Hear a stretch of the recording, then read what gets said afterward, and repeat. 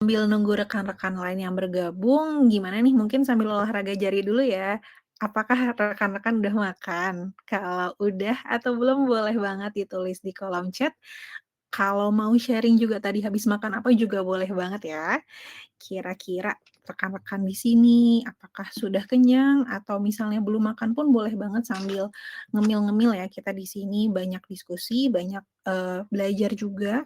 Dan pada hari ini kita akan membicarakan mengenai pola pikir tangguh di tempat kerja. Menarik banget ya materinya. Nah, selain topiknya yang emang menarik banget, hari ini saya tidak sendirian. Saya ditemani dengan rekan saya yang mana luar biasa sekali bergabung dengan kegiatan kita. Biasanya mungkin satu arah ya, seperti presentasi, kita hari ini akan lebih banyak interaktif. Jadi kalau rekan-rekan ingin bertanya atau memberikan komentar, silahkan monggo ditulis di kolom chat. Gitu. Sebelum kita mulai, mungkin saya mau menyapa dulu rekan saya, Mbak Wulan. Selamat siang, Mbak Wulan.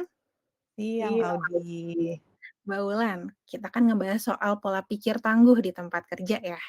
Apa sih Ya, yang Mbak Wulan pertama kali pikirkan ketika mendengar kata tangguh? wah, Wah, itu menarik nih ya. Oke, sebelumnya saya menyapa rekan-rekan dulu ya, udah join ya. Halo rekan-rekan semua, saya mau perkenalkan diri, nama saya Wulan gitu ya. Senang sekali bisa bergabung di Naluri. Hari ini webinar bersama Naluri.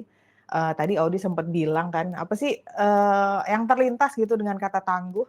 Saya ngeliatnya sih tangguh itu adalah kemampuan kita untuk bisa adapt gitu, kemudian bisa luwes dalam menjalani kehidupan gitu.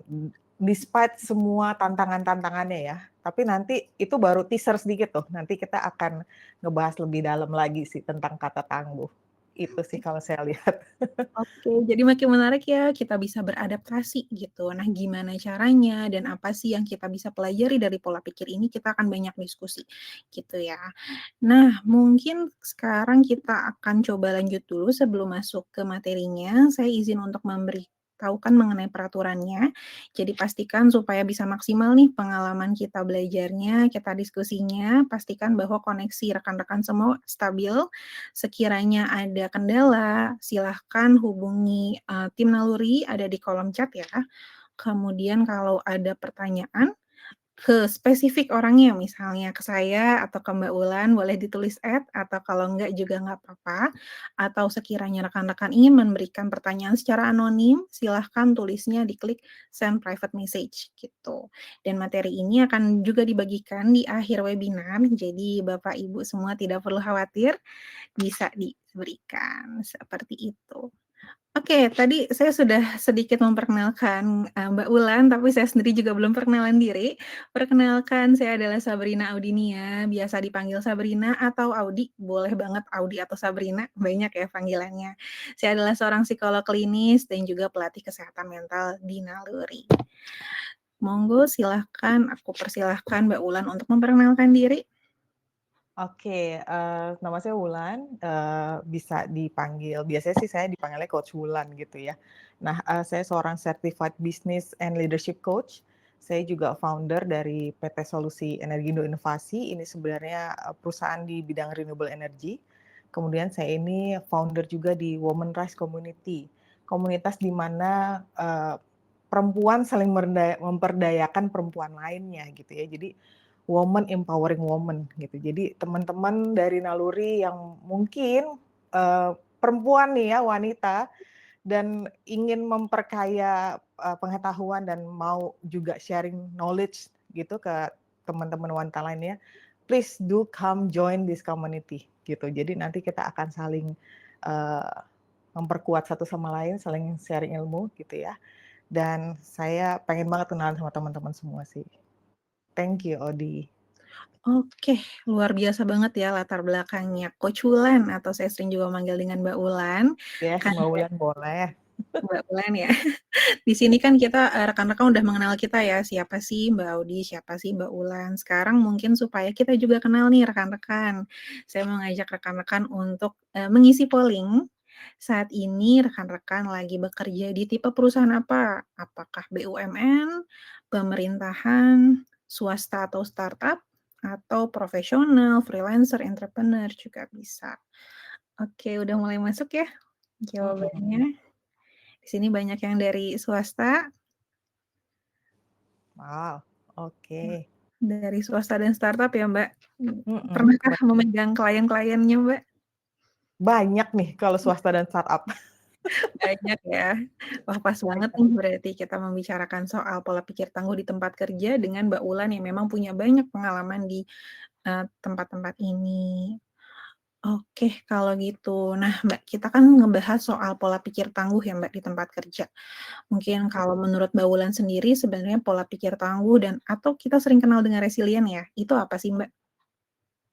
Well, kalau resilience yang tadi saya udah spill sedikit gitu di depan ya, sebenarnya ini kalau buat saya sih, ini kemampuan untuk beradaptasi dan adaptasinya sama apa? Adaptasi sama tantangan-tantangan yang terjadi di dunia kerja gitu.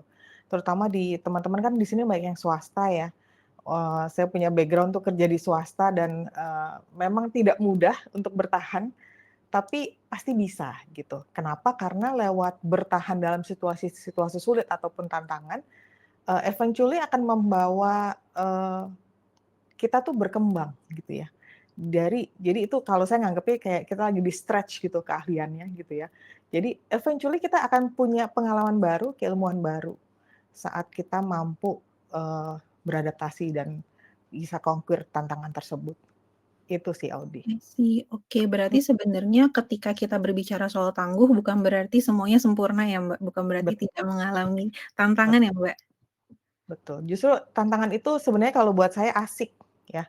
Itu asik ya, heeh heeh. Asik loh, benar. Karena kita tuh nggak masuk ke comfort zone, tapi kita masuknya tuh ke growth zone gitu. Ya, jadi memang, tantangan itu adalah mungkin cara supaya kita naik kelas ya dalam sekolah kehidupan. Nah, jadi itu asiknya tuh teman-teman, kalau kita tuh bisa, resiliensi gitu ya, dan kita Mhm. akan bahas itu lebih lagi kan hari ini. Betul betul. Jadi memang ketika kita berbicara resilient atau pola pikir tangguh ya, memang itu kemampuan adaptasi ya Mbak Wulan. Memang bagaimana kita, menyesuaikan diri, bisa fleksibel meskipun bagaimanapun tantangannya, tekanannya, kesulitan yang kita hadapi, kita tetap bisa tetap menghadapi itu, tapi kita, beradaptasi dan mengevaluasi apa yang kita lakukan. Nah, kira-kira nih Mbak Wulan, kalau itu kan secara keseluruhan ya bagi pola pikir tangguh. Kalau di tempat kerja nih, kira-kira gambarannya kayak gimana sih, Mbak? Kalau di tempat kerja tuh banyak kali ya di semua level, sebenarnya tuh kita semua punya tantangan masing-masing nih, ya. Mungkin kalau dari level staff, tantangannya mostly dari bosnya gitu ya.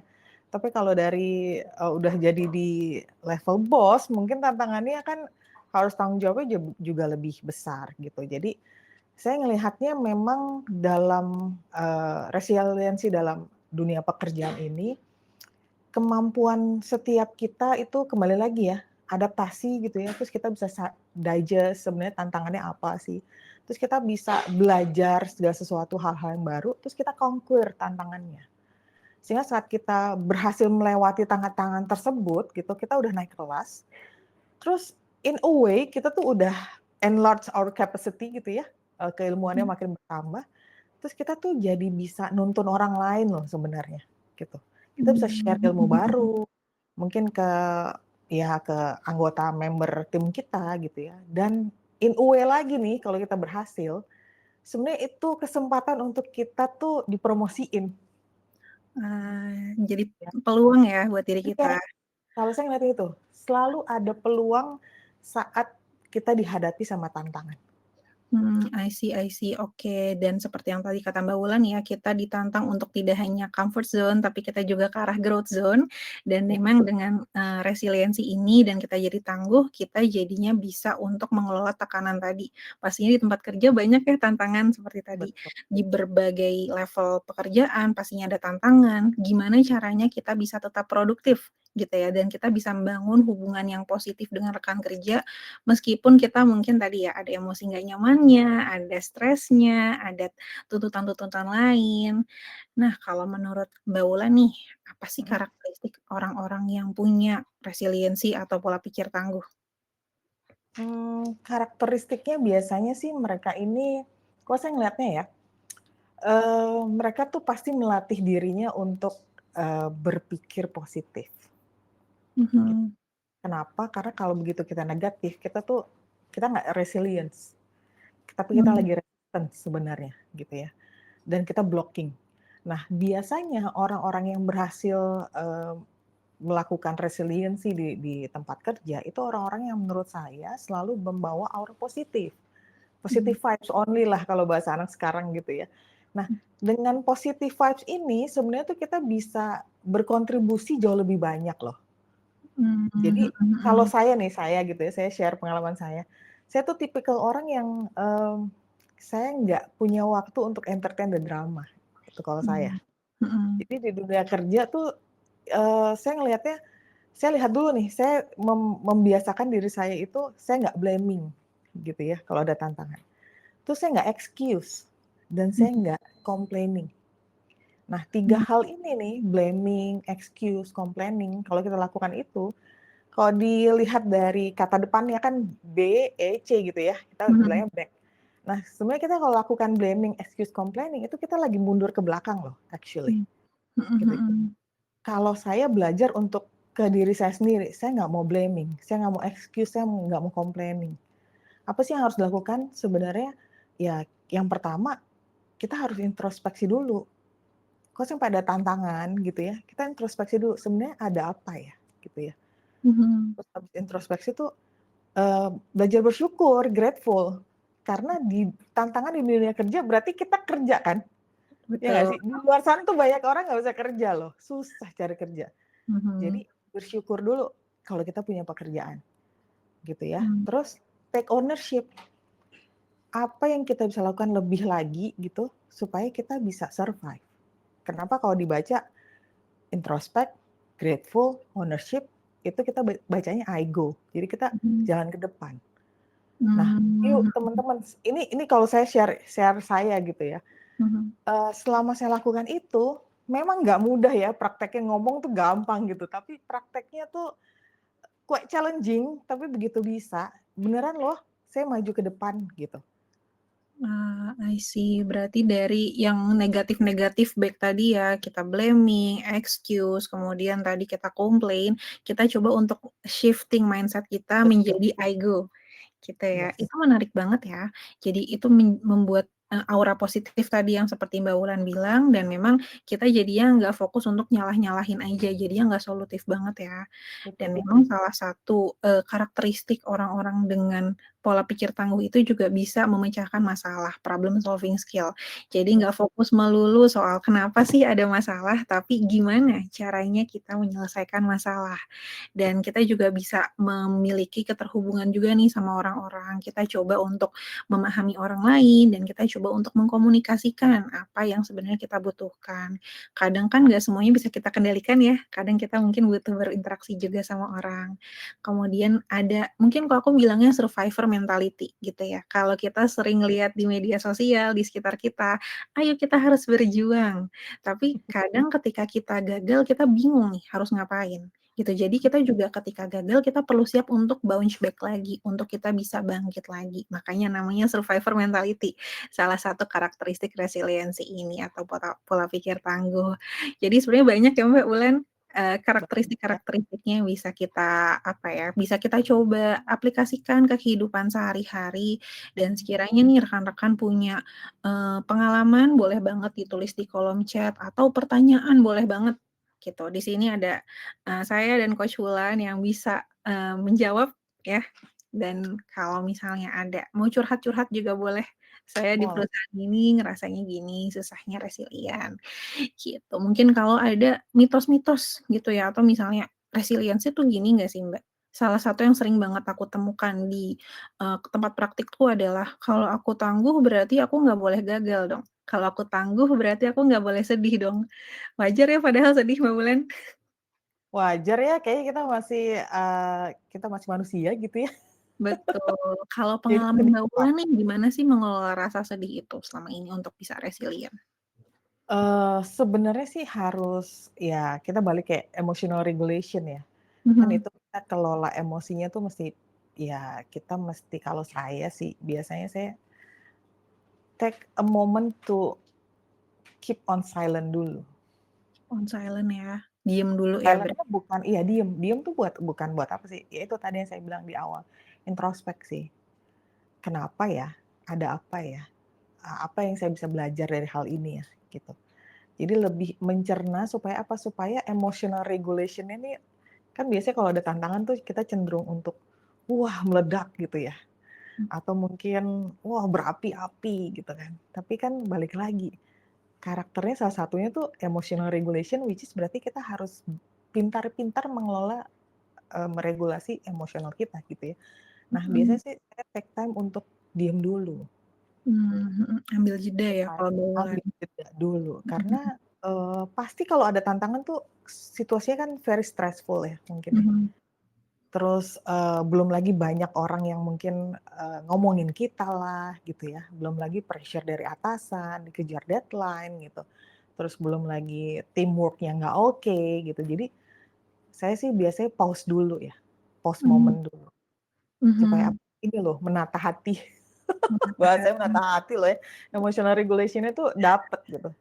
Terus, Mhm, kita bisa ngerti point of view kita bagaimana, kita bisa ngerti point of view-nya orang bagaimana. mmm, Kemudian mhm kita bisa mhm. overcome gitu tantangan itu. Karena biasanya tuh, kalau kita jernih pikirannya gitu, hati kita jernih, kita tuh lebih lebih tajam sebenarnya, mengelola mengelola problem tuh lebih tajam. Itu sih aku bilang sih, Audi. Menurut Audi gimana? Memang ketika kita ngambil jeda seakan-akan, wah kita ada masalah nih, kita nggak bisa ambil jeda ya. Padahal justru Mhm, dengan ngambil jeda itu salah satu cara kita untuk bisa lebih cepat lagi menyelesaikan masalah ya, Mbak Wulan. betul Dan betul. setuju banget memang ketika kita ambil jeda, mungkin tadi kalau caranya Mbak Wulan adalah dengan, refleksi ya, sebenarnya apa sih yang udah baik, apa yang mungkin masih bisa ditingkatkan, terus selama ini apa yang dilakukan, kita bisa juga untuk misalnya atur nafas gitu. Kadang kan nafas gratis ya sebenarnya sekarang. Dari dulu juga gratis ya, sebenarnya dengan tarik nafas, cara yang sebenarnya sangat simpel, cara yang paling bisa dilakukan di mana saja dan kapan saja kita tuh lupa, gitu. Apalagi ketika kita stres, nafasnya terengah-engah, kita ngep Iya, gitu ya. Cara paling gampang adalah kita dengan tarik nafas. Sesederhana kita hitung adalah 4 4 4. Jadi 4 tarik nafas, 4 ditahan nafas, dan 4 buang nafas, gitu. Jadi coba kita praktekkan 4 kali gitu ya. Ada nggak sih perubahan secara ritme kita, apakah secara stresnya kita berkurang. Tapi menurutku juga hal yang penting juga dalam resiliensi adalah kita juga jangan lupa untuk berwelas asih ya, kalau namanya, mhm, kita kenal self compassion atau kita bisa apa ya, memperlakukan diri kita sebagaimana kita ingin diperlakukan. Kadang kita kritikus nomor satu ya, bagi diri sendiri. betul ya, betul. Coba aja dilakuin gitu ya, Mbak Molen. Kalau misalnya memang, kita suka untuk ngasih kata-kata positif ke orang lain, tapi ketika kita yang lagi kayak gitu, kita akan ngerasa bahwa harusnya kita nggak boleh istirahat. Dan ketika itu terjadi, lagi-lagi seperti yang kata Coach Wulan bilang, bahwa kita bisa ambil jeda dulu, itu nggak apa-apa ya, kita ambil jeda dan justru dengan kita ambil jeda, kita bisa merapihkan pola pikir kita, jadi kita bisa menyelesaikan masalah-masalah yang mungkin kayak benang gosat ya, jadinya dengan lebih gampang. Gitu. Nah, kita kan udah ngebahas ya soal tantangan. Mungkin aku mau ngajak, para peserta di sini untuk kita sharing kira-kira apa sih tantangan yang selama ini dihadapi? Mungkin boleh dari Dania menunjukkan polling-nya supaya bisa diklik-klik. Oke, terima kasih. Kira-kira apa ya tantangan terbesarnya? Apakah misalnya manajemen waktu dan beban kerja untuk kita bisa meregulasi diri, untuk kita bisa menghadapi, pola pikir tangguh ini? Apakah dari pengelolaan emosinya, pikiran negatifnya, atau kurangnya nih dukungan sosial? Kita ngerasa udah melakukan semuanya, tapi kita ngerasa sendirian.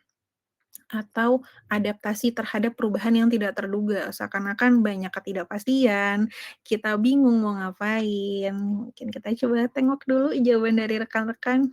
Wah, bervariatif nih Mbak Wulan. Seru Paling ya, seru ngeliatin pool-nya tuh seru loh. maju mundur gitu ya. Oke, Ini cukup berimbang nih. iya, betul.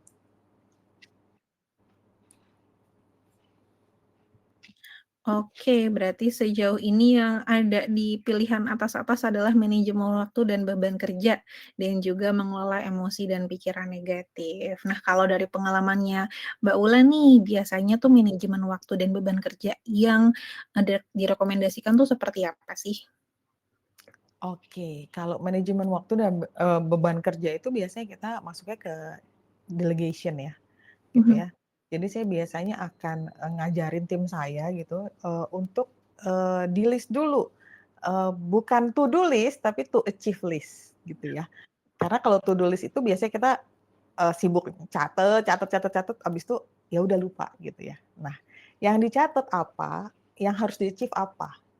Nah, biasanya kalau lihat dari result-nya nih, kita pakai helikopter view gitu, kita jadi bisa tahu prioritas-prioritas mana yang sebaiknya kita lakuin duluan, gitu. Jadi manajemen waktunya itu karena kita kan cuman kerja berapa lama sih di kantor gitu kan, dan, ada pekerjaan-pekerjaan yang nyangkut sebenarnya karena keputusannya ada di divisi lain atau di orang lain gitu ya, yang even nggak ada di perusahaan kita, mungkin vendor kita lah atau supplier kita gitu.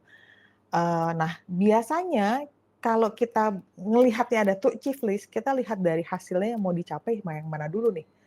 Sehingga kita punya prioritas, hal mana yang lebih dulu penting dikerjakan, hal mana yang bisa nanti nih. Nantinya bukan berarti nggak dikerjain ya, mhm either nantinya ini didelegasi ke tim yang lain gitu, atau kita kerjain di waktu di mana, deadline kita yang penting ini udah dikerjain duluan, gitu. mhm Jadi mhm mhm. memang di tempat kerja itu, eee, saya tuh selalu selalu bilang ke tim saya gitu ya, kalau bisa jangan lembur, gitu. Bukan karena perusahaan nggak bisa bayar, bukan, tapi lebih kepada life balance, Mhm. ya. Karena dalam hidup 8 jam di kantor tuh udah banyak loh, ya kan. Terus ditambah lagi kalau misalnya ada lembur lagi gitu, terus kayaknya, wah hidupnya cuma kerja doang ya, gitu ya. Terus Nggak ada nanti keseimbangan ya, Mbak? iya, burnout nggak sih gitu ya? Mhm mhm. Kayaknya better memang harus mengubah dari to do list tuh ke to achieve list. Mhm Lihat mhm. yang harus di-achieve apa, di situ kita bisa bikin prioritas, mana duluan yang dikerjakan, mana yang bisa delegasi ke orang lain, ke tim. Itu Mmm. sedikit tips, kalau saya sih ngeliatnya gitu. Oke, berarti sebenarnya dengan kita nulisnya bukan to do list, tapi to achieve list, itu kita bisa men-shifting ya mindset kita bahwa semuanya harus dilakukan dalam satu waktu ya. Tapi Yes. kita bisa memfilter mana yang memang jadi prioritas kita, mana yang sekiranya bisa kita, lakukan nanti ketika ada waktu atau kita delegasikan.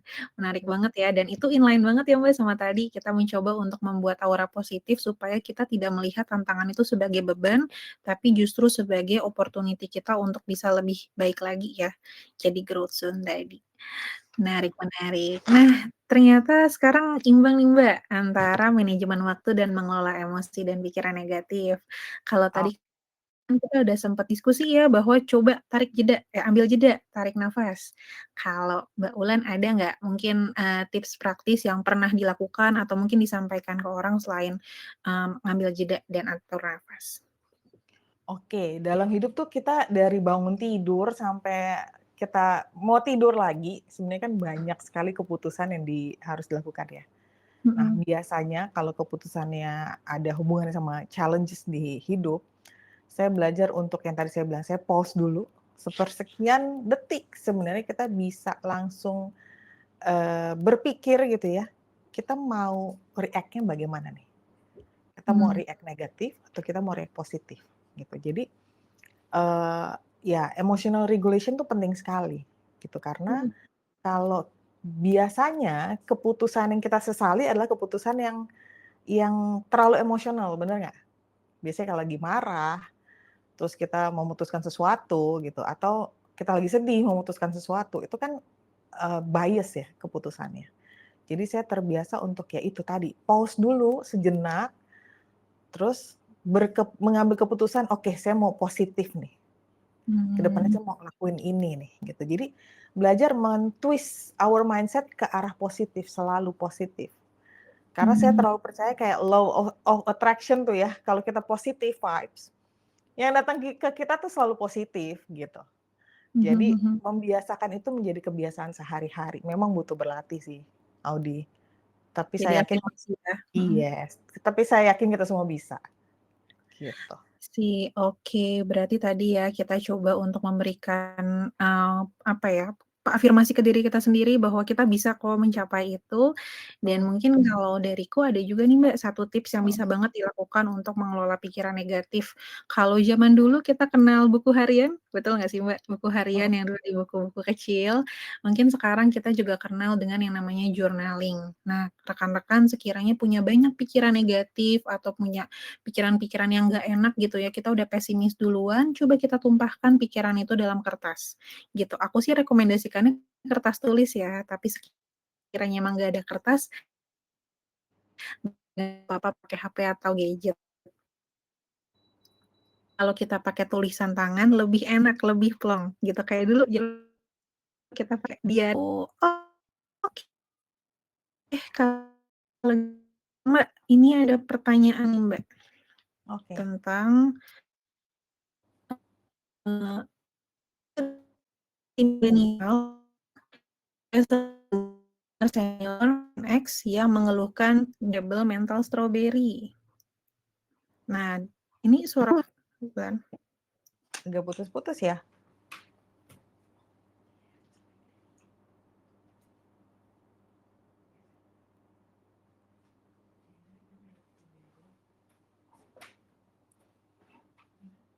Oke, kita tunggu Audi join dulu ya, teman-teman.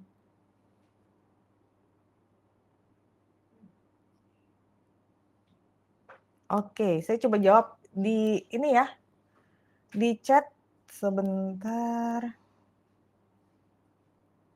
Oke. Nah, kayaknya udah. Oke, hai Audi. Hai Welcome back. Mbak, seperti biasa ya kita tidak bisa mengendalikan Ya, koneksi. oke, oke.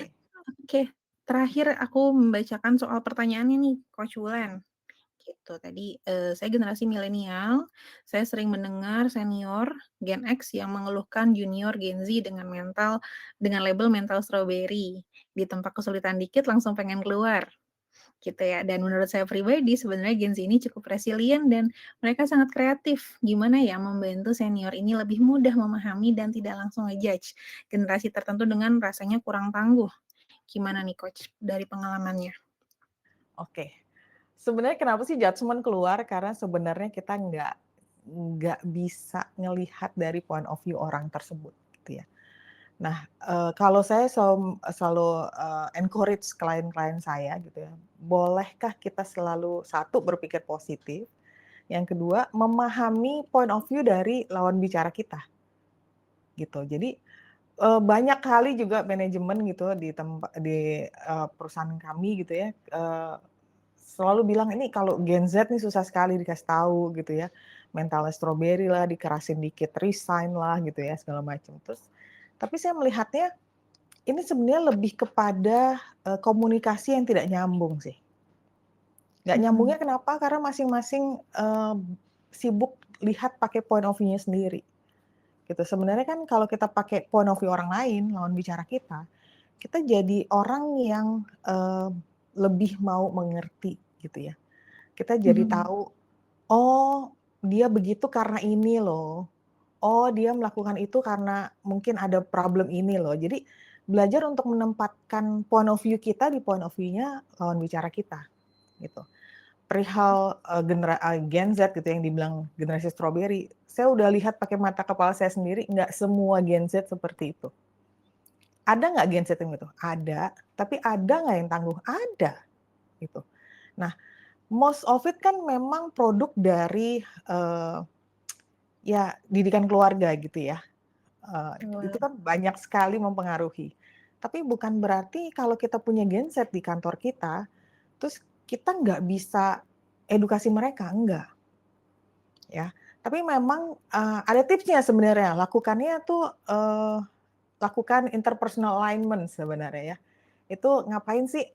Itu tuh panggil, misalnya kita punya staf Gen Z gitu, kita panggil, tapi panggilnya itu jangan dalam konteks resmi, which is di kantor gitu ya. Karena apa? Karena ini kan ada generasi gap kan. Atasan sama bawahan kan biasanya generasi gap, ya. Mhm. Nah, begitu generasi gap, anak-anak Gen Z pasti akan ngerasa sungkan duluan atau kayak males duluan, aduh dipanggil lagi di ruangan gitu ya. Jadi yang generasi di atas nih harus legowo untuk ngajakin ketemuan di luar, gitu. Mhm.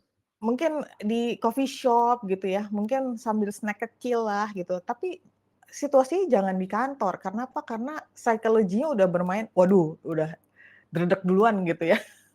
Nah, ini tuh Beda pendekatan ngebawa ya, Mbak, berarti? iya gitu ya, udah bermain di sini nih, wah kenapa nih gitu ya. Nah, kalau misalnya kita ngajak ngomongnya as a friend, biasanya kan Gen Z mulai terbuka, dan saat terbuka kita bisa kasih tips-tips lah, baiknya begini gitu. Dan saya percaya anak-anak Gen Z itu pinter, mereka bermain Mhm. logik gitu ya. Jadi kalau misalnya memang nggak sesuai, mereka pasti akan ngomong karena kan talkative gitu kan. Tapi it's Mhm. okay. Jadi mesti membuka relasi sih supaya gap kedua generasi ini nih meet di tengah gitu. And hopefully jadinya nggak harus dicap sebagai generasi strawberry ya. Mhm. Berarti kuncinya empati ya, Mbak Wulan, kita bisa memahami satu sama lain Tuh, despite dari generasinya apa, kita coba mungkin dengan berbagai pendekatan karena kita bisa ngelihat ini sebagai peluang kita atau kita bisa fokusnya adalah menyalahkan. Tadi seperti, back tadi ya, Mbak, back ya, atau ego gitu ya? betul gitu. I see, oke. Ini juga dibilang baru nyadar ini kembali ke back tadi ya. Oke, ini ada pertanyaan lagi nih, Mbak Wulan, Heeh. terkait dengan, bagaimana cara supaya emosi kita tidak kelihatan, contoh kita nggak suka sama orang tim atau mungkin atasan. Oke. Mungkin ada nggak pengalaman menghadapi orang seperti ini? Oke, balik lagi ya, gimana emosi nggak kelihatan? Tadi kita udah sempet bahas emotional regulation, ya. Pause dulu gitu ya, terus, pause supaya apa? Supaya kitanya tenang dulu, nggak kepancing, gitu. Terus, belajar lihat dari point of view orang tersebut. Kembali lagi, harus harus belajar mau tahu posisi orang lain kan, gitu ya. Kemudian, belajar juga ngerti gitu, kenapa sih tim melakukan itu? Kenapa sih atasan kita lakukan itu? Gitu. Karena banyak kali, terutama kalau soal atasan ya, atasan itu kan biasanya kalau ngomong, "Pokoknya turutin!" gitu ya. Terus, "Whether Mhm. you like it or not, I'm your boss," gitu ya. Tapi memang saat kita jadi bawahan tuh kayaknya kesel banget. Tapi waktu biasanya atasan itu punya point of view yang nggak akan di-share ke bawahan. Ada ini tergantung lagi tipe leadership-nya, ada leader yang suka share, ada leader yang diem aja, terus kita jadi kayak cenayang gitu kan, mereka-reka maksudnya Mhm. bagaimana. Nah, tipe-tipe begini kita harus ngerti juga atasan kita tuh tipe leadership-nya seperti apa sih, gitu. Dan gini, teman-teman, it's okay kalau nggak selalu setuju ya.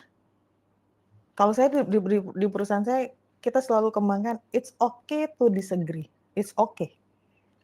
Tapi bisa kan dari disagree-nya itu kita talk as an adult gitu ya, tanpa ada pride, tanpa ada egois di sana, tanpa ada rasa tersinggung, ya ngomong aja gitu, secara santun tentunya, dan kita bisa solve that problem together, gitu. Jadi Mmm, belajar mhm juga mhm. bicara dengan bahasa yang santun dan di waktu yang tepat. Karena saat kita ngomong nih, waktunya nggak pas, terus dengan cara yang tidak tepat, itu jadi panjang urusannya, gitu.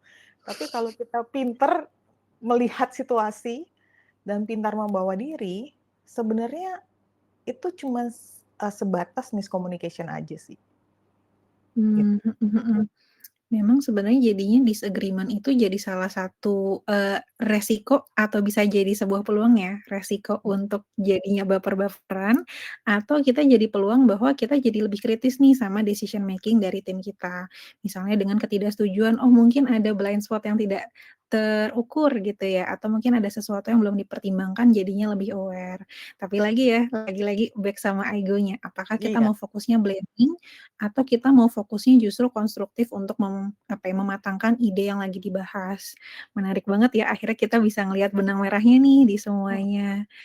Dan Terus mungkin salah akhirnya satu tips Gimana gimana? Mungkin Nah, salah satu tips yang sering agak delay ya. it's okay, nggak Mungkin Mbak apa-apa. Wulan dulu silahkan.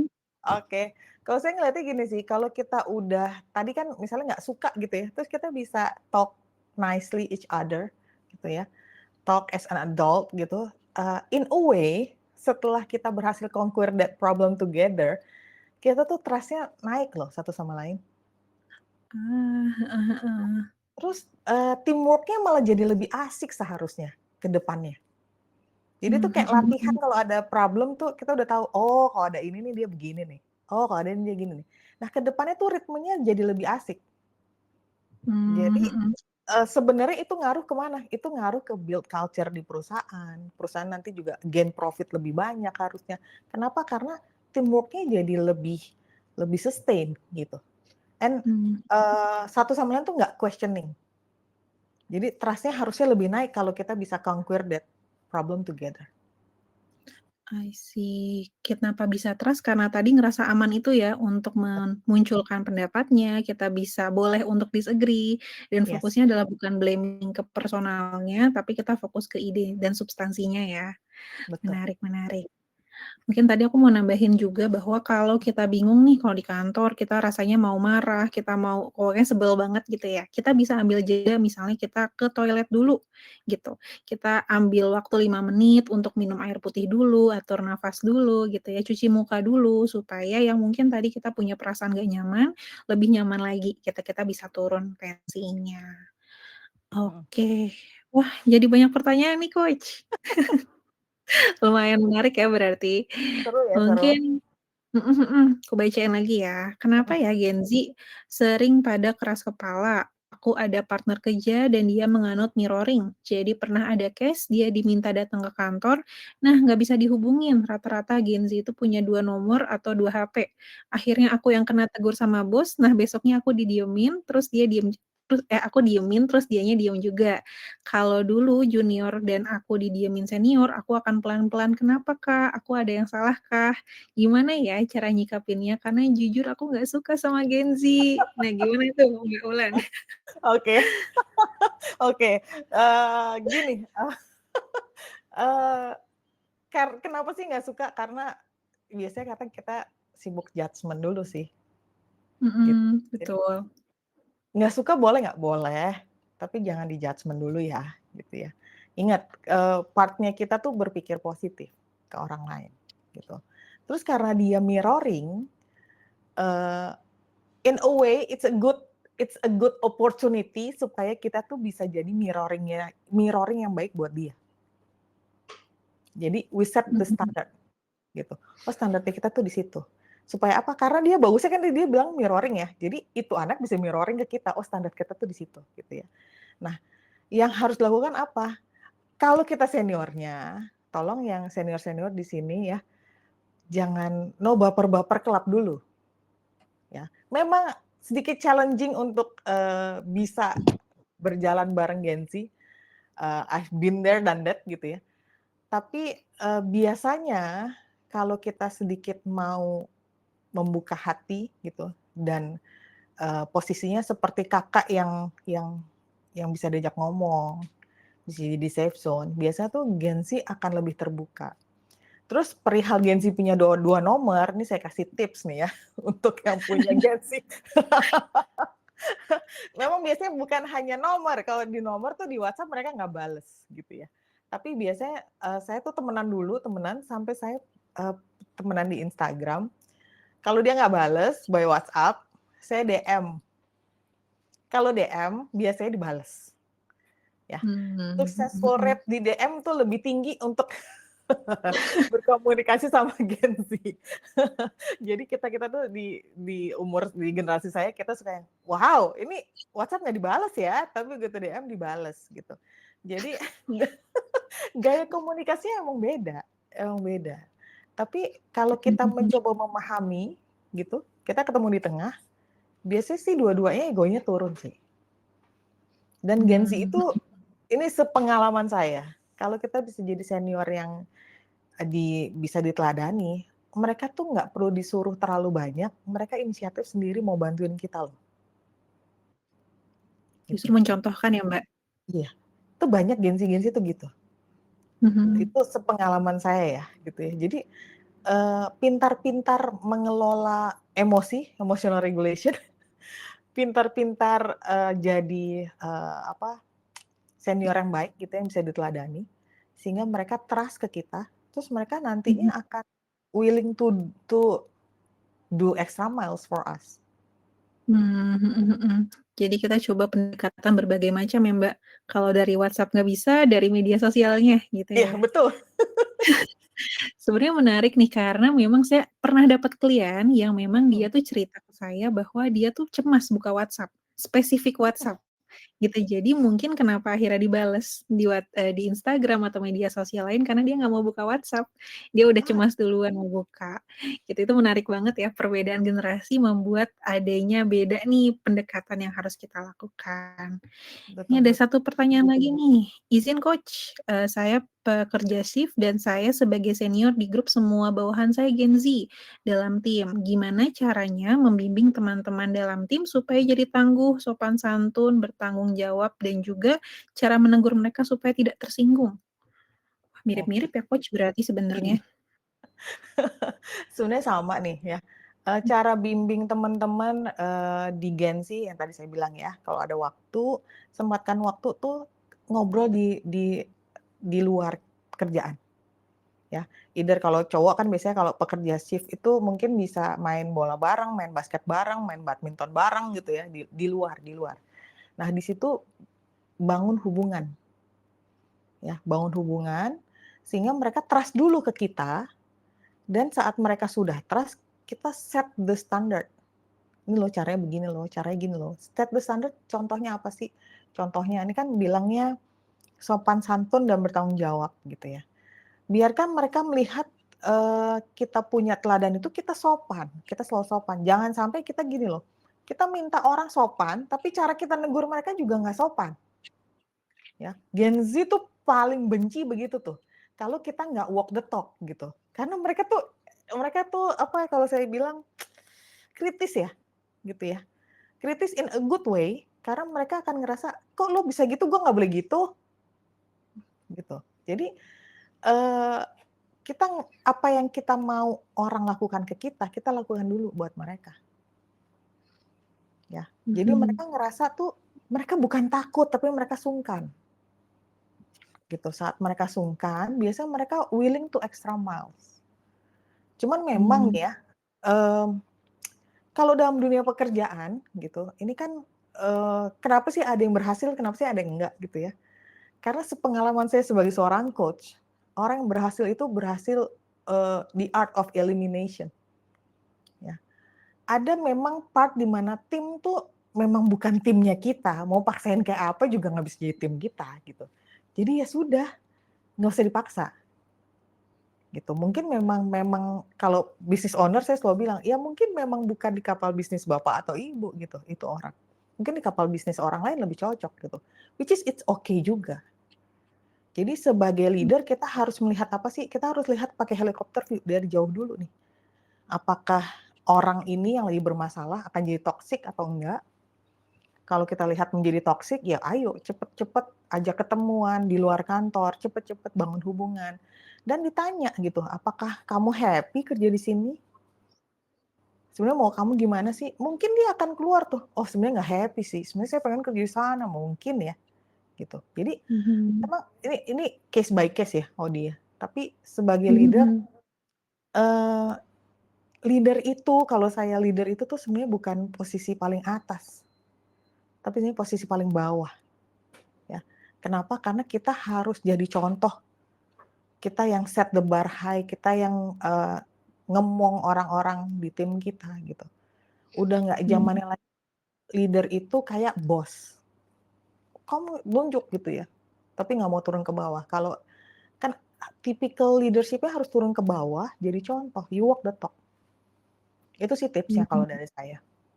Mhm mhm. Memang penting ya membedakan antara bos dengan leader gitu ya, karena tidak semua bos punya leadership yang baik gitu ya, Mbak Wulan, dan bisa banget untuk dipelajari leadership itu dengan walk the talk.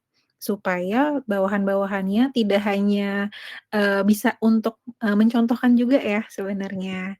Nah, tadi kan kita udah diskusi banyak ya soal strategi-strategi apa yang bisa dilakukan. Mungkin sekarang saya mau tanya nih ke rekan-rekan, apa sih strategi yang biasanya dilakukan oleh rekan-rekan ketika menghadapi tantangan? Ada banyak ya, ada yang olahraga, atau mencari informasi baru gimana nih caranya menyelesaikannya, misalnya gitu.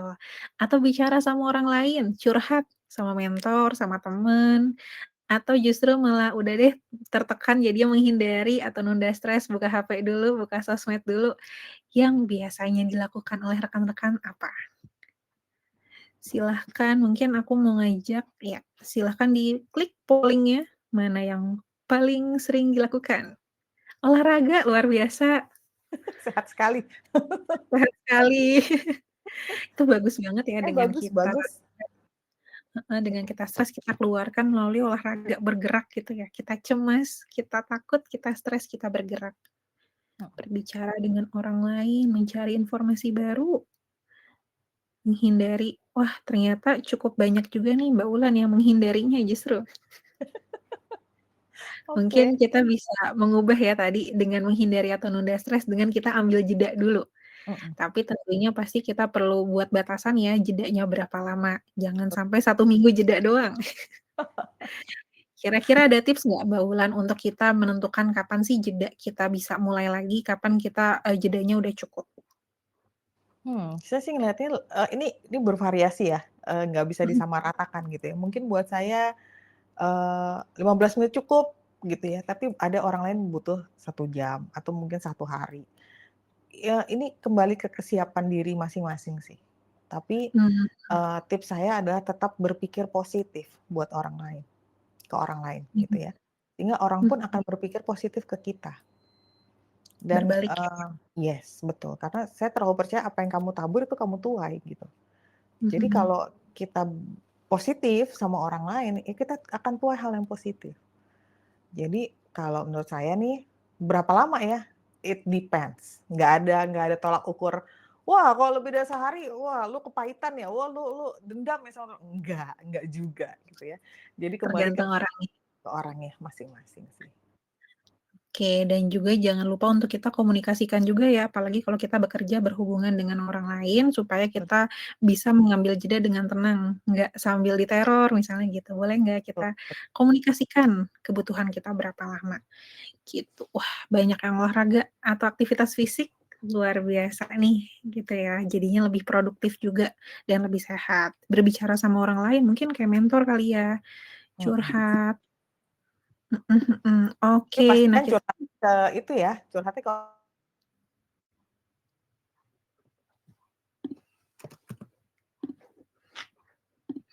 curhatnya ke orang yang memang bisa dipercaya ya. Ini koneksiku kah menghilang kembali? Oke, sepertinya berarti keculan yang kali ini terlempar. Seperti yang judulnya ya, pola pikir tangguh meskipun bagaimanapun koneksinya kita tetap tangguh untuk tetap mau belajar.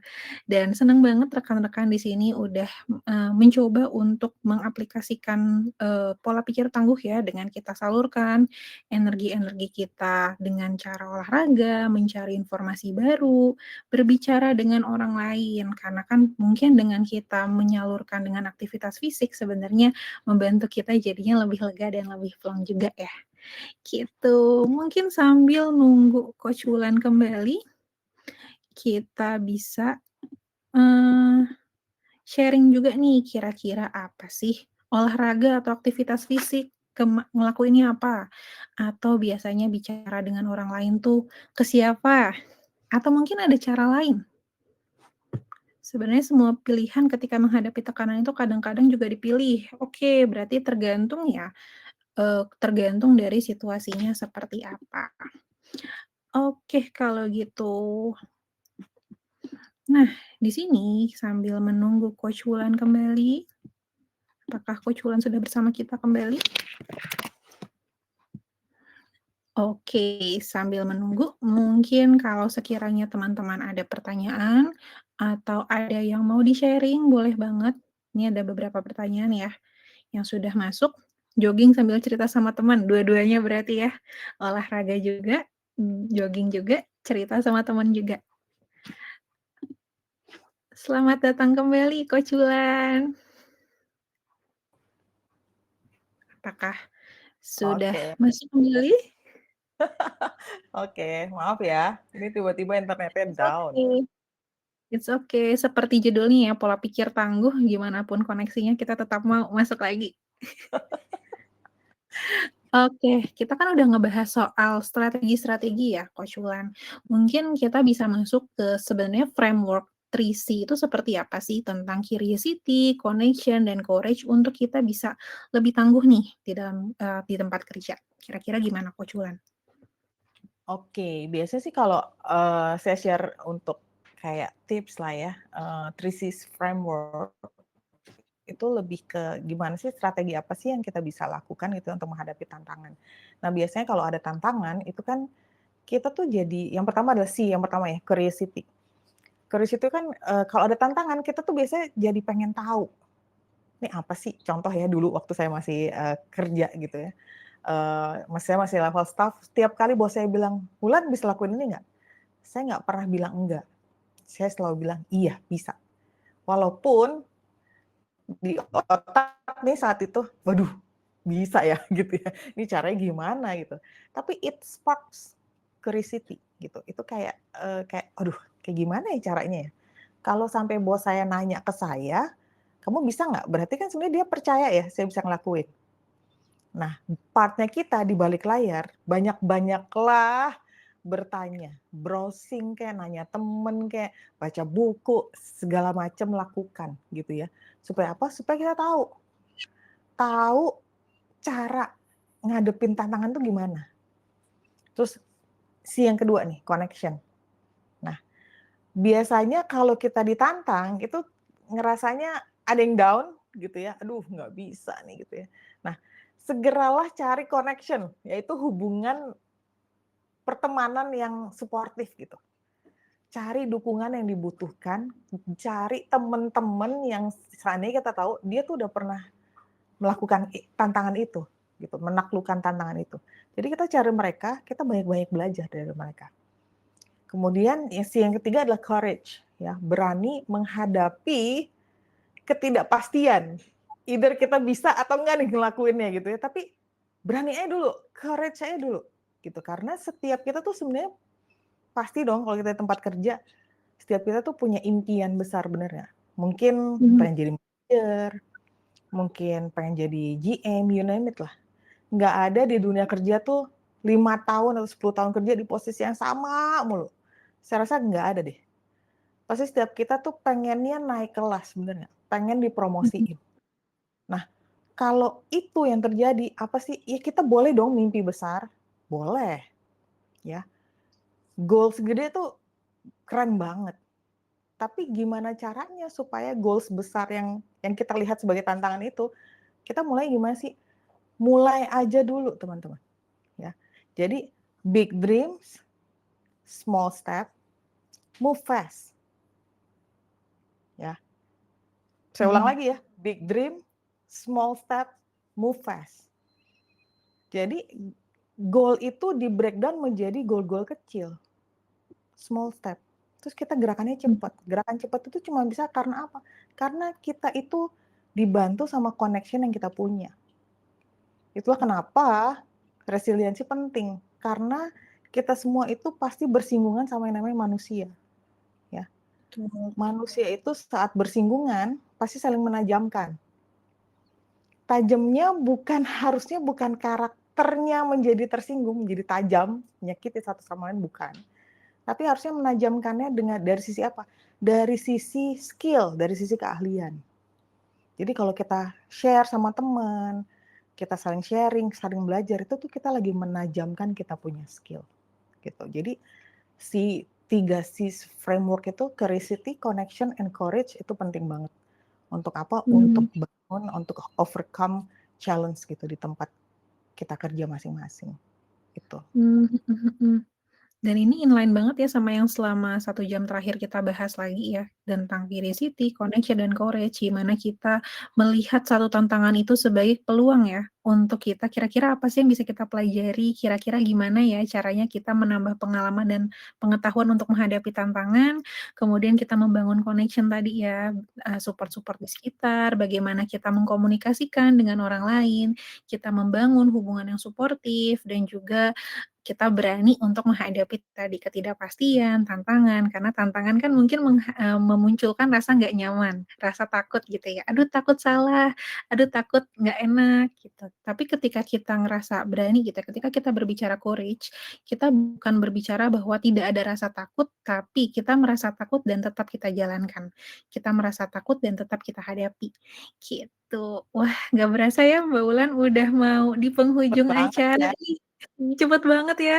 Ini masih ada beberapa pertanyaan yang mungkin Mbak Wulan mau pilih salah satu pertanyaan yang mau dibahas terakhir? Apa ya, bentar ya. Hmm, saya coba ya, saya coba lihat ini nih ya, nih, ada Yopa Yopiana, izin juga bertanya, "Tim saya kebanyakan ibu-ibu yang sudah lama bekerja dan merasa lebih senior dan lebih bisa. Bagaimana cara untuk memahami hal tersebut ya? Terkadang slow respon, balas seadanya, nggak bisa Oke. diatur," gitu ya. Ini, kembali lagi saya bilang gitu ya, ibu-ibu tuh, kita mesti tahu nih, ibu-ibu nih yang lebih challenging kenapa? Karena mungkin yang namanya ibu-ibu itu perannya banyak ya. Mungkin wanita karir, mungkin ya sebagai istri juga, sebagai ibu juga dari, anak-anaknya. Jadi mungkin saat dia slow respon atau lama banget, pasti ada something, mungkin problem, personal problem dia, ya. Coba aja, coba, kembali lagi saya bilang, jangan di kantor ngedeketinnya, cari tahu dulu, ini ibu sukanya apa gitu ya. Ajak ngobrol aja dulu, ajak ngobrol. Terus dari situ, biasanya ibu-ibu itu, suka banget tuh kalau, eee, yang lebih muda lebih sopan gitu ngomongnya. Terus dengan tidak nada menyuruh kalau kita minta tolong. Jadi tipsnya adalah jangan bilang, "Boleh nggak bantuin saya?" Enggak. Ngomong sesimpel ini, "Boleh ya bantuin saya?" Ya. Diturunin Begitu, ya Mbak berarti? "Boleh ya bantuin saya?" Begitu, "Boleh ya," orang biasanya akan langsung, "Iya," gitu. Mmm, Jadi diperlukan juga kita nih humble, kalau saya bilang, ya. Humble itu bukan berarti kita kalah loh sama orang, bukan. Tapi humble itu kita sopan, kita santun sama orang, sehingga orang tersebut jadi nggak enak kalau dia nggak nolongin kita, gitu. Tapi kembali mmm, lagi ya, dibawanya ke positive way, gitu ya. Itu sih untuk, siapa nih tadi, Yopa Yopiana, gitu ya. Nah, oke. saya kembalikan ke Audi nih, karena mengingat waktunya.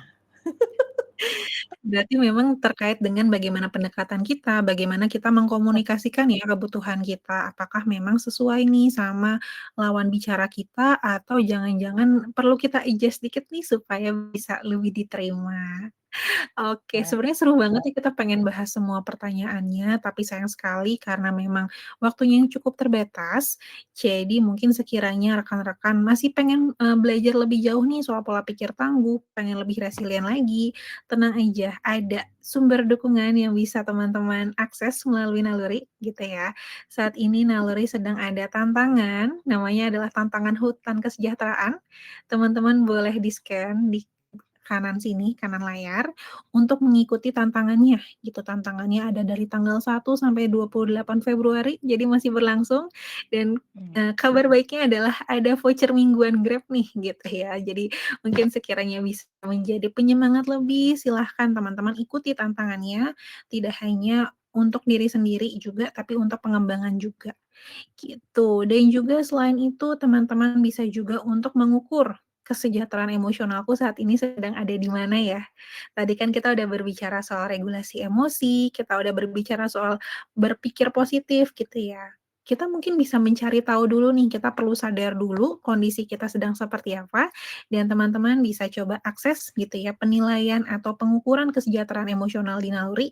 Nggak lama-lama, ini cuma 3 menit dan gratis juga gitu, boleh di-scan supaya teman-teman tahu. Dan juga teman-teman sekiranya butuh, lanjutan gitu ya, bisa banget untuk kita konsultasi one on one, bisa juga untuk dipesan di naluri, di-scan juga di layar kanannya, dan teman-teman nggak perlu khawatir ya, nanti ini, slides-nya akan dikirimkan juga ke teman-teman, kalau sekiranya belum ada yang kelewatan tadi, gitu. Dan juga, di naluri ada tagline gratis gitu ya, selama, teman-teman butuh untuk teman cerita, butuh dukungan tadi yang ngerasa masih belum kurang dukungan, bisa banget ngobrol sama coach-coach di naluri, bisa dilihat juga nomornya, bisa nanti dihubungi. Seperti itu, dan juga aplikasi dan website naluri bisa banget diakses, bisa di-download aplikasinya, monggo, dan juga bisa juga diakses melalui web.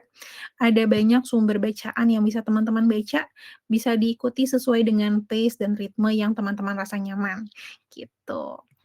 Oke, mungkin kalau misalnya nih mau kenalan lebih jauh dengan Coach Wulan atau kayaknya pengen diskusi lanjutan ke Coach Wulan, itu enaknya kemana Coach? Oke, kalau mau, discussion langsung sama saya, sebenarnya bisa follow my IG. Ini sebenarnya, saya recently tuh kayak bikin IG baru khusus Coach Wulansari, mengingat kalau IG personal tuh membludak dengan klien-klien ada, saya prefer udah bikin IG profesional gitu ya.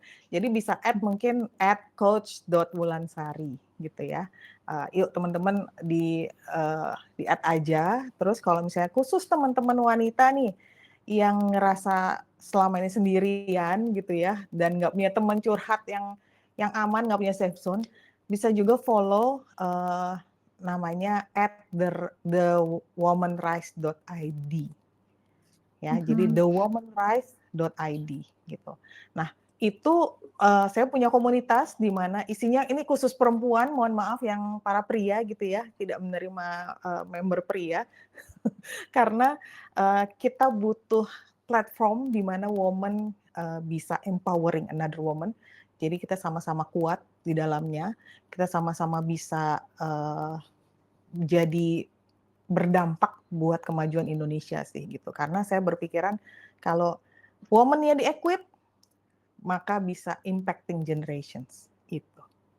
Itu sih dari saya. Terima kasih. Oke, jadi bisa banget di-follow ya Instagram-nya Coach Wulan dan bisa juga di-download nih apa namanya, slides-nya udah ada di kanan atas ada handout, silahkan di-download aja.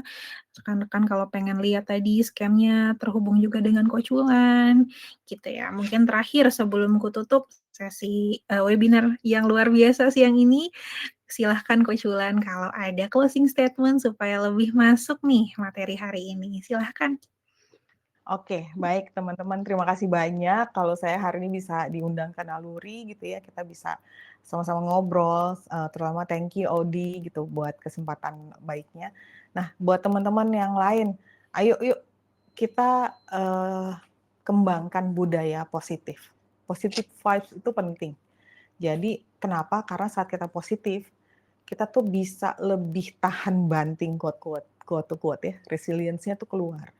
Dan kita selalu, berpikir positif, kita selalu melakukan yang positif, maka positif only yang hanya datang di kehidupan kita, gitu.